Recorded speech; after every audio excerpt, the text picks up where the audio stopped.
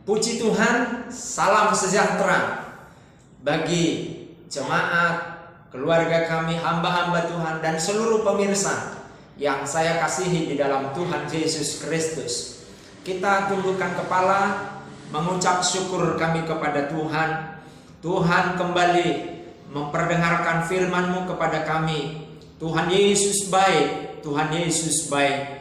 Kami siap menerima firman-Mu di dalam nama Tuhan Yesus Kristus. Haleluya. Amin. Markus pasal 1 ayat 29 sampai dengan 34. Di dalam Injil Markus pasal 1 ayat 29 sampai dengan 34 demikian. Judul perikopnya berkata, Yesus menyembuhkan ibu mertua Petrus dan orang-orang lain. Sekeluarnya dari rumah ibadat itu, Yesus dengan Yakobus dan Yohanes pergi ke rumah Simon dan Andreas. Ibu mertua Simon terbaring karena sakit demam. Mereka segera memberitahukan keadaannya kepada Yesus. Ia pergi ke tempat perempuan itu dan sambil memegang tangannya ia membangunkan dia. Lalu lenyaplah demamnya. Kemudian perempuan itu melayani mereka. Menjelang malam sesudah matahari terbenam, dibawalah kepada Yesus semua orang yang menderita sakit dan yang kerasukan setan. Maka berkumpullah seluruh penduduk kota itu di depan pintu. Ayat 34, ayat yang terakhir, ia menyembuhkan banyak orang yang menderita bermacam-macam penyakit dan mengusir banyak setan. Ia tidak memperbolehkan setan-setan itu berbicara sebab mereka mengenai dia. Luar biasa. Haleluya. Tema yang kita renungkan pada kesempatan ini adalah melayani. Haleluya. Sekali lagi, tema yang akan kita renungkan adalah melayani. Saudara-saudara yang dikasihi oleh Tuhan, ciri dari anak-anak Tuhan adalah melayani. Dan ini adalah teladan dari Tuhan Yesus. Kita melihat di dalam Markus pasal 1 29 sampai dengan 34 ini, Yesus keluar masuk kampung, kota, desa, dia melayani Tuhan. Haleluya. Nah, ini sebagai murid Kristus, kita harus meneladani dia. Apatah lagi ketika kita menerima sesuatu yang luar biasa dari Tuhan. Sesuatu yang luar biasa itu anugerah Tuhan, yaitu keselamatan. Dan ada sesuatu juga yang diterima oleh seseorang, yaitu kesembuhan. Perbuatan-perbuatan pertolongan Tuhan secara nyata dalam kehidupannya. Nah, Yesus dalam kesempatan ini menjelaskan kepada kita wajib melayani Tuhan. Itu pesan yang Yesus sampaikan melalui perbuatan yang Yesus lakukan. Ada banyak orang-orang yang sudah menerima Yesus sebagai Tuhan dan Juru Selamat, diselamatkan, dipindahkan dari dosa, dari hukuman dosa kepada kehidupan yang kekal, tapi mereka tidak membalas kebaikan Tuhan. Ada orang-orang yang disembuhkan oleh Tuhan, mereka tidak membalas kebaikan Tuhan. Contoh 10 kusta, hanya satu yang bersyukur, datang berterima kasih kepada Tuhan. Nah, ini banyak terjadi. Namun di dalam ayat ini kita lihat, saudara-saudara yang dikasihi oleh Tuhan, ibu mertua dari Petrus sakit, lalu dibesuk oleh teman-temannya Petrus, Yakobus, Yohanes, dan lain sebagainya. Mereka bawa guru mereka. Jadi kalau ada istilah besuk di dalam gereja, kunjungan atau visitasi dalam bahasa kerennya begitu ya, itu adalah teladan yang Yesus sudah lakukan kepada kita. Maka sebagai gembala, seperti Yesus yang berkata, akulah gembala katanya, kita pun hamba-hamba Tuhan melakukan visitasi. Ketika jemaat sakit, kita kunjungi mereka, kita doakan. Haleluya. Yesus juga sama.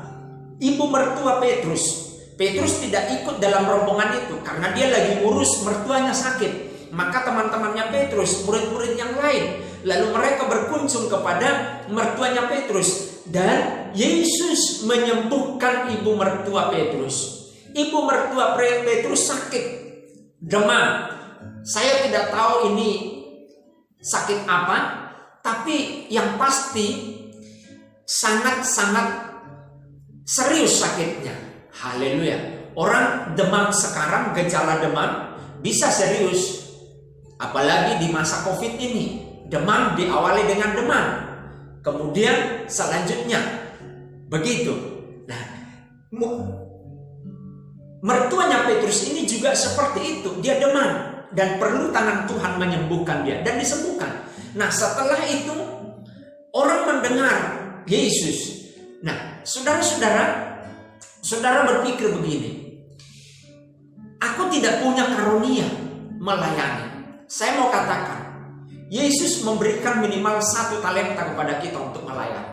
Jangan katakan aku tidak punya karunia.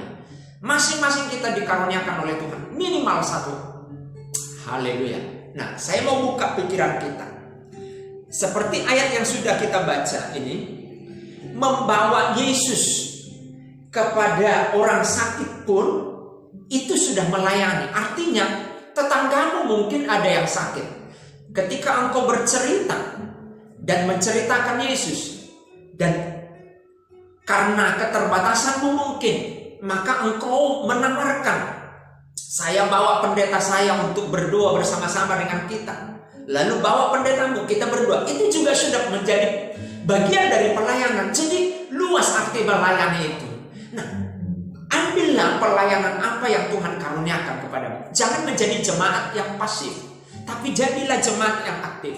Ada banyak orang-orang yang sakit, ada banyak orang-orang yang terkapar. Saudara dengan kecil bagian saudara bisa menghasilkan pelayanan yang besar. Haleluya. Seperti ibu mertua Petrus ini, ketika dia sembuh, dia melayani. Saudara mungkin tidak bisa bercerita seperti yang saya ceritakan tadi, tetanggamu sakit. Tapi engkau berdoa di gereja, di rumahmu, mendoakan gerejamu, mendoakan pendetamu, mendoakan jemaat yang lain. Itu juga melayani. Jadi luas sekali. Apa yang menjadi bagianmu di dalam melayani Tuhan, lakukanlah dengan sungguh-sungguh. Haleluya. Saudaraku yang dikasihi oleh Tuhan, mari kita dengan sungguh-sungguh melayani Tuhan. Haleluya. Tuhan memberkati kita. Haleluya, haleluya.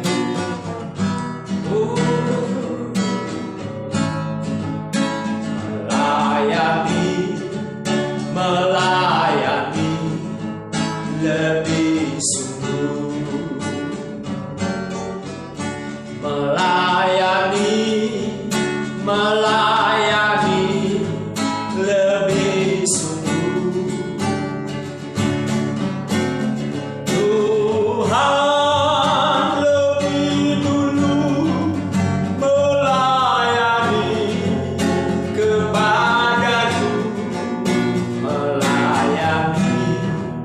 Melayani lebih sungguh.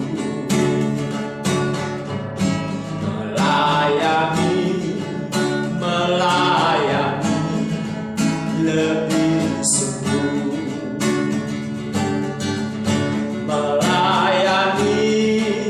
Melayani lebih sungguh. Tuhan lebih dulu melayani kepadaku. Melayani lebih sungguh. Lebih sungguh lagi kami melayani Tuhan setelah kami mendengar firman Tuhan.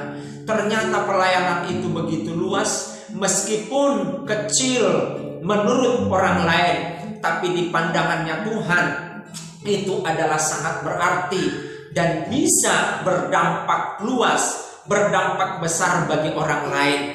Orang sakit, orang yang terkapar, orang yang membutuhkan Yesus perlu suara, perlu langkah untuk menceritakan Yesus, menjembatani mereka dengan gereja. Maka kamilah bagian itu. Itulah bagian kami untuk melayani penjembatanan itu. Tuhan, terima kasih buat firman-Mu. Engkau berkati pemirsa, Engkau berkati keluarga kami, Engkau berkati jemaat-Mu, Engkau berkati hamba-hamba-Mu di dalam nama Tuhan Yesus. Biar berkat Tuhan mengalir dan mengalir terus berkat itu. Berkat kesehatan, berkat pendidikan, berkat rumah tangga, berkat jasmani, berkat rohani, dan semuanya diberkati Tuhan, semua aspek kehidupan kami. Terima kasih Tuhan, terima kasih Bapa di dalam surga. Segala pujian bagimu. Kami berdoa untuk bangsa dan negara kami. Tuhan berkati, kami tidak kebetulan dan kami tidak bisa memilih menjadi warga negara lain. Tapi ini adalah kasih karunia Tuhan. Kami ada di Indonesia, maka Tuhan menempatkan kami di Indonesia bukanlah sesuatu yang salah, tapi kami dipakai Tuhan untuk melayani dengan mendoakan pemerintahan kami, mulai dari Presiden dan TNI, Polri, penegak-penegak hukum yang lain, kejaksaan, kehakiman, KPK dalam nama Yesus. Begitu juga wali kota, gubernur, bupati, camat, kepala desa se-Indonesia diberkati oleh Tuhan. Desa Karangkemiri, pemerintahannya diberkati Tuhan. Orang-orang di desa ini diberkati oleh Tuhan. Dan biar Tuhan kasih-Mu menyertai tetangga kami, tetangga gereja ini diberkati oleh Tuhan dalam nama Tuhan Yesus. Segala pujian, hormat, syukur bagimu. Kami saat ini berdoa untuk yang sakit fisik dalam nama Yesus. Sebagaimana Yesus menyembuhkan banyak orang, maka engkau sembuh. Bagianmu saat ini disembuhkan oleh Tuhan dalam nama Yesus. Sakitmu apapun sembuh oleh nama Tuhan Yesus Kristus. Terima kasih Tuhan. Dalam nama Tuhan Yesus kami berdoa dan mengucap syukur. Haleluya. Amin.